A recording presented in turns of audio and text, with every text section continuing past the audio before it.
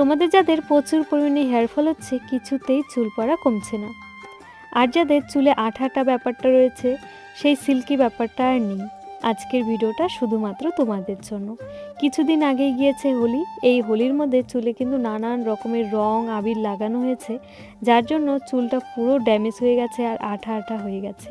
এই চুলটাকে আজকে আমি ঠিকঠাক করব। এটা হলো সারিকার প্রাকৃতিক হেয়ার মাস্ক পাউডার।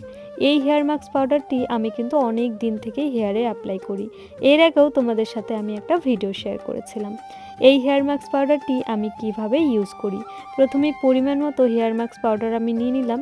এরপর সাথে একটা কাঁচা ডিম লাগবে। ডিমটাকে আমি এদিকে ভেঙে নিলাম। তার সাথে লাগবে টক দই। পরিমাণ মতো এখানে কিন্তু আমি টক দই নিয়ে নিলাম। এরপর ভালো করে এটাকে মিশিয়ে নিতে হবে। এরপর দুপাশে আমি চুলটাকে ভালো করে আঁচড়ে ভাগ করে নিয়েছি। তোমরাও যে কোনো কিছু যদি হেয়ারে ইউজ করো, সেক্ষেত্রে চুলটাকে কিন্তু ভালো করে আঁচড়ে নেবে। যদি কারো হেল্প নাও তাহলে কিন্তু এই মাস্কটা আরও ভালো করে অ্যাপ্লাই করা যায়। আর আমি আমার সমস্ত কাজগুলো কিন্তু একা করতেই ভালোবাসি।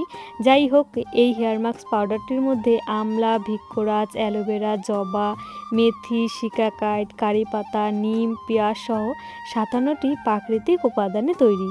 এই হেয়ার মাস্ক পাউডারটি ইউজ করলে তোমরা কি কি উপকার পাবে।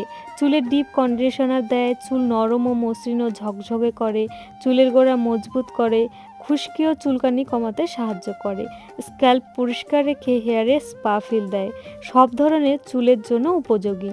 আমার কিন্তু এই হেয়ার মাস্ক পাউডারটি খুব ভালো লেগেছে।